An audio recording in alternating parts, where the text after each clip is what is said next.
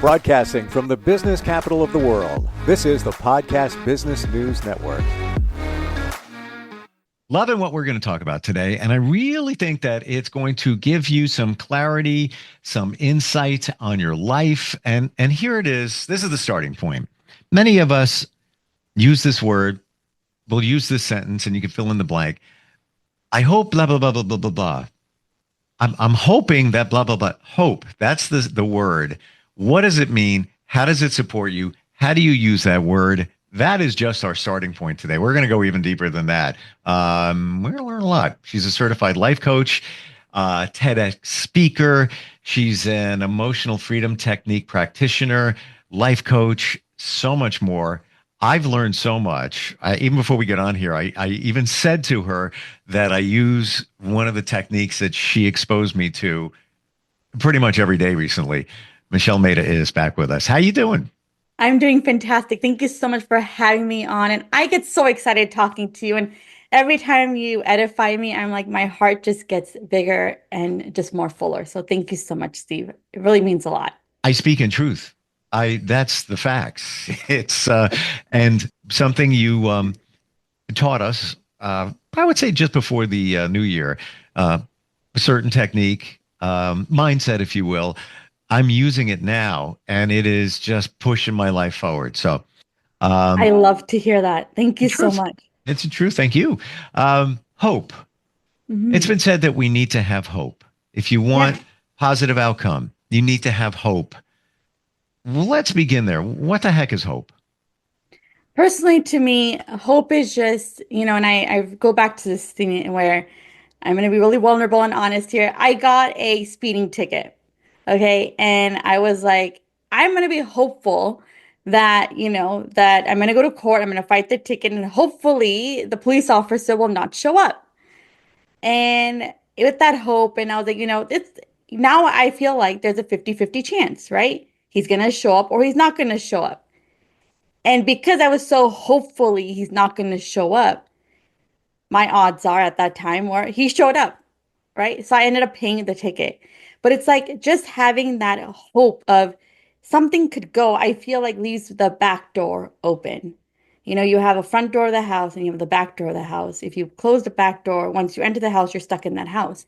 And so when you leave that back door open, there's room for things to come in and out that are in and out of your control. And I remember when I was taking a coaching class a few years later after the speeding ticket story, one of my friends was like, faith is stronger. Because when you have faith, you have conviction. And a lot of our religions around the world are faith-based. Mm-hmm. They're not hope-based. Because they're faith-based because they want you to fall in love with the teachings and the learnings and how God came to this planet and what he's done for us and the sacrifices. And so knowing that differentiation, I was like, faith is actually a lot stronger than hope. In my personal opinion, in my personal life experience. So I wrote down some words before we started, and faith was one of them. And I wanted to look at the comparison between faith and hope, and I'm getting it. Side note, slight digression or not, I was in the same situation with a speeding ticket many, many years ago and did the same exact thing that you did. And, even was armed with things. My friends say, make sure you ask about the calibration on the radar gun and all that stuff. They're the same thing. And nowadays they already have it figured out. And I'm sitting there, in the court at the counter. And then sure enough, ka-clunk, ka-clunk, ka-clunk. The officer, who was a state trooper with his big boots, comes walking in, and he was less than 1 month from retirement. So he just wanted to get as many as he could, just cause. So that didn't work in my favor. I had another ticket, and this is the only two I've ever had, last year through a stop sign. Like, the officer said I rolled through it. Okay, whatever. I actually went to court, and they took it down to a parking ticket. Wow. So did I have hope? I guess I did. I was hoping for the best outcome. But what's the difference between hope and faith. Now, we talked about the religious connection to faith, and there's more conviction, and it seems to be stronger. But can we look at that real quick? Absolutely. So again, for me, hope is like an idea, right? I hope to get through this. And for me, faith is I am going to get through this because if I had a bucket of problems, I'm going to choose the problem that I'm in right now because a higher power knows that I'm going to get through it. So faith gives me that conviction, that confidence, and hope gives me the ability of, okay, I have the mindset to get through it. Hmm. I'm going to give you another word. Okay. So we have hope. We should have faith. What if you substitute those words for trust? I trust that the officer is not going to show up. I trust that the outcome is going to be in my best interest, in my favor. What's the difference between that word? Trust comes into with the way I see myself and my own life experience again is do I trust myself to make the right decision? Do I have the power of love inside of me? We have the devil and then you have an angel, right? I call it devil and love, right? Because love conquers a lot of things and fear creates a lot of things, in my Mm-hmm. opinion, right? It's all Yes, my opinion based, I my own I experience based. totally agree. I totally agree. So, when growing up, I had this belief that I could never trust myself. I could always trust others. Hmm. So I was seeking for validation outside of myself, whether it be friends, family, close ones. And through my late 20s and early 30s, I got into this whole personal development world. The first thing I learned was you have to trust yourself. Trust that you're making the right decision. Hope that will Yep. have the outcome that you want. And Yep. then go to a faith, go to that belief system of yours, like religious beliefs that gives you the strength that if they could do it, you could do it too, kind of mindset, I you love know? that. And so that's how all of those got tied in together in my world. And now I look at myself at 36 years old, and I'm like, I do trust myself and I know things are going to work out. I have a faith that I practice, right? And, hope is like opening the window, seeing the bright light come through. Faith is like, what could I do with that bright light? Do I look outside and I'm like, open the blinds and embrace the sunlight and get that vitamin D? And do I know that I trust that I'm not going to get a shade darker while doing that? Right? Or will I get a shade lighter? Who knows? Right? But the idea is I'm trusting that the sunlight is going to provide the best nutrients that I need for my body at that time. Do you feel using the word hope can be coming from a place of desperation, a place of potentially lack, where we don't want to come in that in that arena? Because once you do, you kind of derail the whole positive process of manifestation and such. I agree with you. Like sometimes when you think of the word like, yeah, like I hope it's going to work out, you're not fully committed. There's a lack It of will commitment. work out. It is that it's going to work out. Right. That's what you said it. That's where I'm going. Right. I hope it's going to be okay. Hope it doesn't rain today. We're going to the beach. No, I trust it's going to be all right. Maybe there's going to be a Right. quick shower, but the sun will come out after that. Who knows? It's going to be fun. And so when you do that hope, you invite the self-doubt to kick in. My That's it. Yeah. Yeah. And hope is such a very powerful word, and I don't want to step on it, but I'm trying to put it in the right. I'm trying to put it in the right place there. It has You its know, place. hope has its place when, it's like, I hope so to get better, right? I hope the day's going to get better. You started off with a nightmare. You hope that but so you planted a seed of hope. Back it up with a change of a word. I know it's going to get better because I know I hope for it. I know it's going to get better. And then you have a three-step process of like, well, now it's done because I've said it, I've stated it. Yep. And, that's the power of the manifestation. And, we talk about like language. Language is so powerful. What are we telling ourselves? And then what are we saying out into the universe, right? What are we speaking outside? And so one of the things is they say the universe cannot differentiate between I cannot and I can. Yep. You won't, like I will not and I will. They think it's the same thing. We know the difference. that the not will make, do or die situation. But the universe does not know that. So if you feel like there's a negative word in the sentence that you're asking for, change it immediately and hope for the best, or Mm. state the best. The same thing if somebody's got a test coming up. I hope Yeah. I hope I don't fail that test. Well, your subconscious and the universe just heard fail that test, fail that test. Right. So it's going to do everything for you to support that. It doesn't know the difference. Your subconscious doesn't know the difference between pass the test and fail the test. So maybe you should change it around. I'm hoping I pass the test, but I feel we should take it a step further. I'm going to pass that test. That's what's going Right. on here, man. I am going to pass that test. I'm not even worried about it. Yeah. That's it. Yeah. Officer's too busy to show up for my ticket. He has many more things to do. Exactly. Exactly. And then the language that we use, coming from a place of lack, I guess, where and what you said before kind of sparks this. Um, well, it can only get better. I guess that's better than saying can't get any worse. Yeah, because right there you're asking the universe, hey, make it worse, make it worse. But even saying, it can only get better. It's okay, but I don't think it's the best Yeah. It can approach. only go up from here. But that comes Only from a go up. place of lack, though, because that means that this moment sucks. Right. Yeah. It's like I embrace that I'm in a situation where I'm seeking adversity. So adversity is gonna give me that fuel to rise up. Hmm. There was actually a top five song that came out in the 80s, right around 1984 5. Howard Jones, Things Can Only Get Better. It was big, and it Yeah. talks a lot about this. But and again, we're micro analyzing this, Right. but it's all connected with using, I think, the right language to get the right outcome.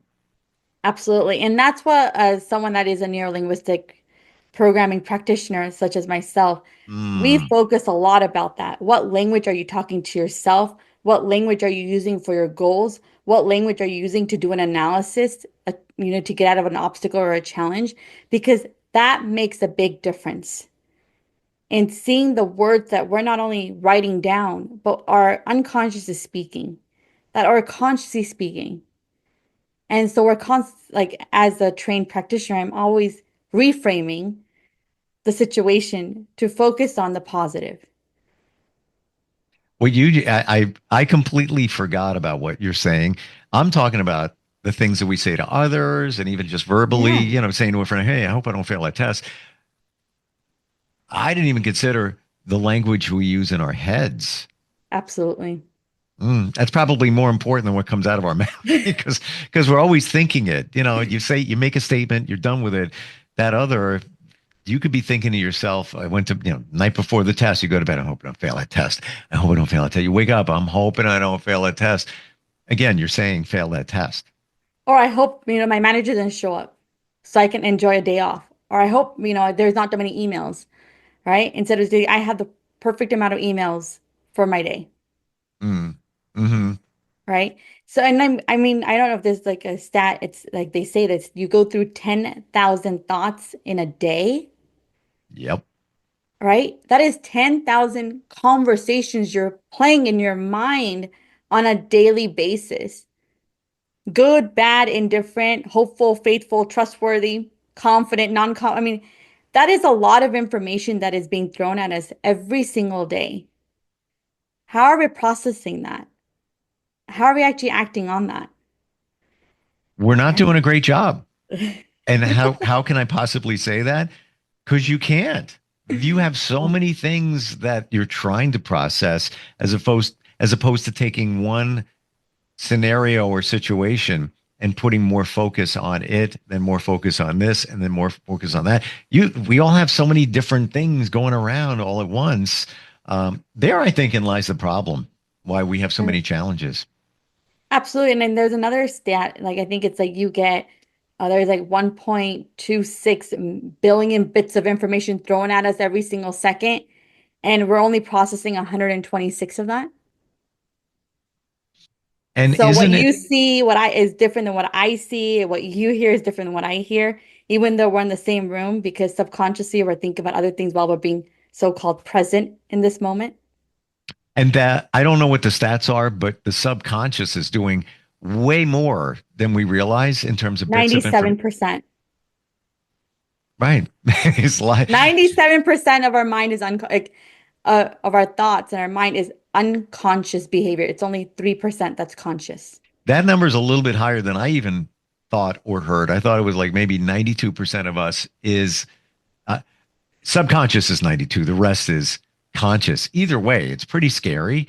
And Yeah. why is that? We like to ride on what's comfortable. So what's comfortable? Stuff that we've already experienced. That's Right. in your subconscious. You ever do this? You ever, go on a setting. You go to a party. Uh, this happens for me. I'm at the gym. Doesn't always happen. And it's only in certain days. And I don't know why it does happen, but I will look at people and I will associate them with people I know. Like I'm just walking through the gym doing some sets, reps, whatever. And I look up and like, yeah, that looks like Pete. Haven't seen him in a long time. Look at her. That's like Jen. I wonder how she's doing. They look like people I know. And I think it's my subconscious making the connection. It doesn't always happen, but I think it's almost think about this next time you're walking around public. It's almost as if your subconscious wants you to feel comfortable and it to be a familiar surrounding and setting. That makes sense? Absolutely. Because I was out of town and I was walking around the streets just in a brand new town, never been there before. And I was just walking and I was like, oh my God, that person never met, never communicated. But I was like, that person reminds me of my friend in California. That person also reminds me of my friend in California. Now, I was not in California at that time, but it, our subconscious mind is always making us feel comfortable. That is its safe zone. Mm. That's what it knows to do. And so our conscious mind just taking in all this information and it's getting acclimated, so it's getting overwhelmed. So it puts it on the unconscious to figure it out. And so our comfort zone is what keeps us safe. Yep. So to break out of it is why you need hope, faith, and trust. Well said. And now you take it, a step deeper. Look at the relationships you're in or the ones that you've chosen. Sometimes, you're it connects back to things Like Right. you could be with somebody right now in a relationship. And if you think deep, it might even remind you of a past relationship and you never Right. made the connection, or there's pieces of it that remind you of that relationship. And that's why you got into maybe the newer relationship because of the comfortability. However, here's the caveat, or as my friend likes to say, the rub, meaning, not the greatest. That might not support you. Right. That might, whatever it might be, but it's safe. So it feels better, but that's Right. not the best thing for you to move your life forward. Absolutely. And then, another thing to add on to that is that some people are like, man, I keep attracting the same person over and over and over again. It's Yeah. the same person with a different name. What is my problem? Is because you haven't learned the lessons or you haven't tallied up the pros and the cons of that previous relationship to help you pick something different. So you keep attracting the same person over and over and over because you haven't fully objectively analyzed the situation of saying, here are the pros of one person, here are the cons, here's what I'm tolerating, here's what I'm not tolerating, and how do you move forward from that? And if you don't do that list, you're going to keep attracting the same person. It's a different name. Yeah. I mean, And how then many that, how many women have said that? There's no nice guys out there. I can't. They're all the same. All those men are all the same. Yeah, because you attracted them. You pulled them into your world because it was a lesson maybe that you didn't learn. So I want to go back to what you said. Making a list. Do you really mean physically taking a pen and as we said before, you need to write it down. Typing does not make the connection in your mind the same way. Do you really mean write it down? I do mean write it down. For me, what I did when I first did this tolerating, non-tolerating list, it was part of a project. I don't know if I told you this, Steve, but about 4 years ago, I started working with a relationship coach, and she is the queen of creating this project. And it was called the Date the 40 People Project. And this is where you meet people, you have a conversation with them, and you analyze how the conversation went. Hmm. And so I did that in April of 2021. And it was 40 people. And then you could only meet these people one time. You couldn't go out a second time until that 40 list was done. Ooh. So I did that 40 in like 4 months, no big deal. Did about 10 a month or so. Anyway, wanted to I get was that on project once. I out was of. not too long ago. Maybe about the same amount of time. I'm not even kidding. That could have been me. It was a different time. Like, yeah, I'll try this. Let's try Right. that. Mm. And so then I started dating people in more than one date. And so initially, what I was doing, what am I tolerating was what do I like about that person? What am I not tolerating, man? What do I not like about this person? And I just started typing it out because it was a column, side by side column. And so it makes it a little bit easier when you're typing because then you can adjust the lines versus Gotcha. so I did it on a Microsoft Word document. And then what I did, another guy, like I broke up with that guy, did another list, and I legitimately copied the qualities over. So I just duplicated that same copy and I started analyzing like, okay, well, this person had all of these things, but then this person brought in this experience, this experience, this experience, this experience. And so I started seeing it. Initially, the list was like 30 items on either side. This last time when I did this, it was like about 100 on each side. Wow. Mm. Because if you Fantastic. like something, you're going to get more of it. If you don't like something, you're going to get rid of it if you have that awareness. I'm kind of chuckling inside because you have to go through 40 before you can go on a second date. So, you just went out with Justin. Well, it's a pretty good guy and everything. It was all right. It's all right. And he's like, yeah, hey, Michelle, I'd really like to go out again. Justin, you're number 23. So it's going to be a while. Just letting you know. I always told them they were number five. Even if I was 30, even if it was 39, I was like, you're number five. So you revealed this to every single one of them? I did. And I told them my intention. I met them on Match.com because it was the easiest way to go. I was like, these people have already responded, like, liked my profile, whatever. I'm just going to message them back one morning. And I messaged 23 people. Some of them replied back.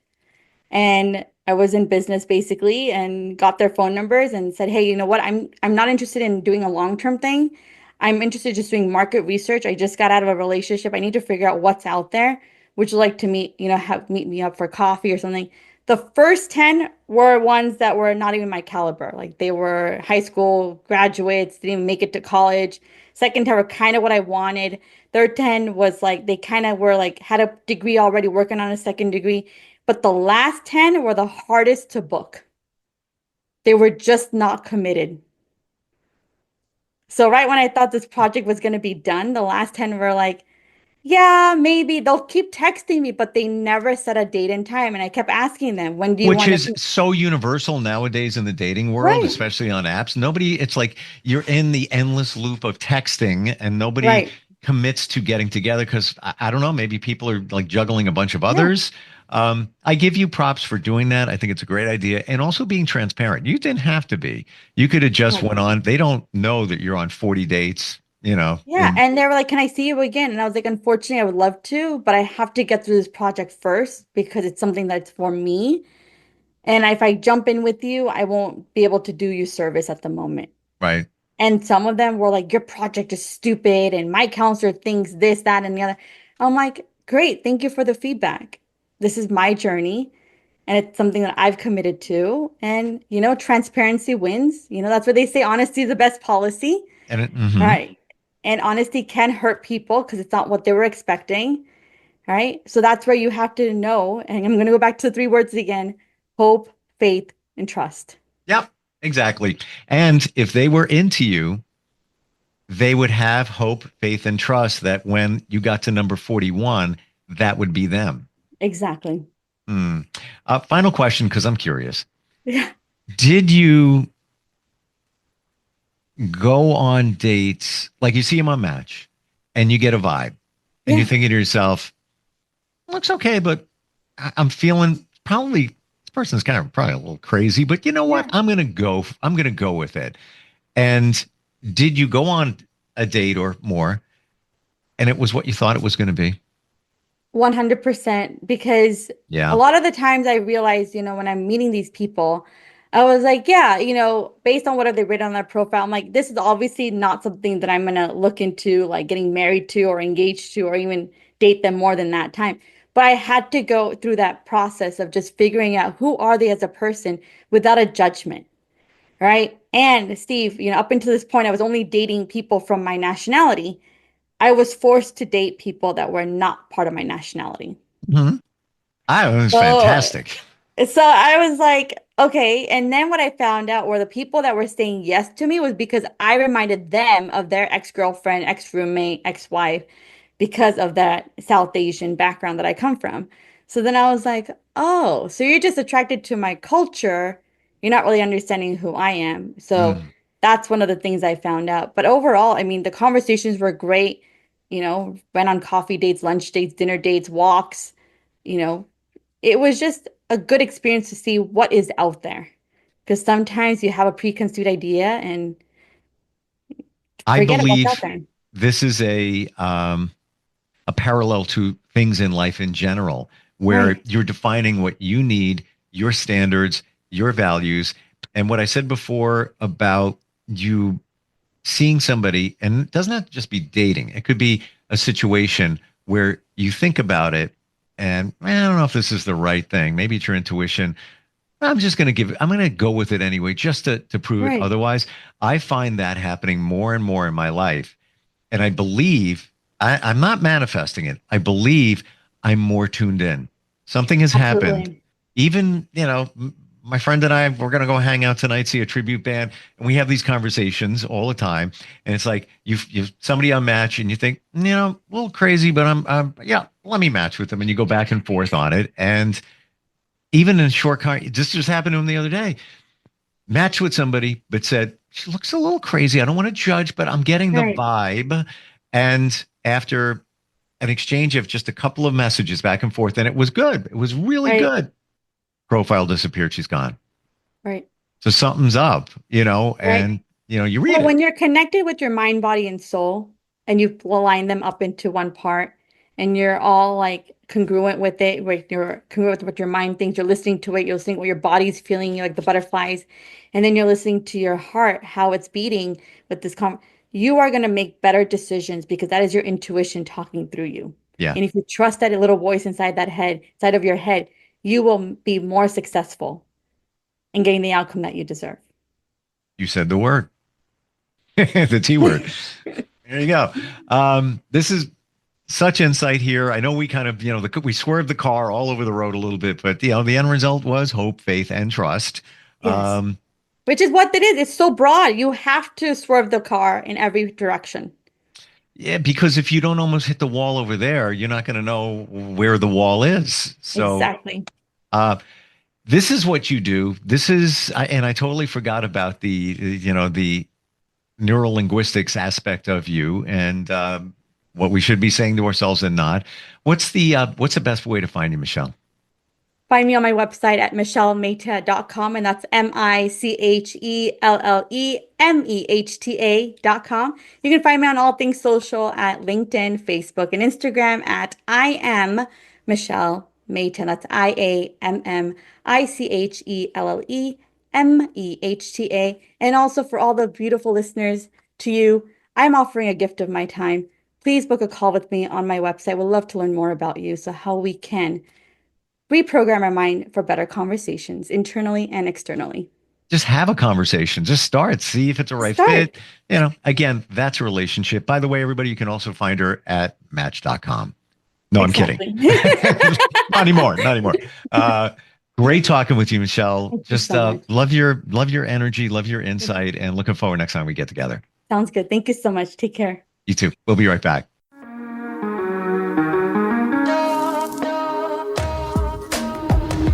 Broadcasting from the business capital of the world, this is the Podcast Business News Network.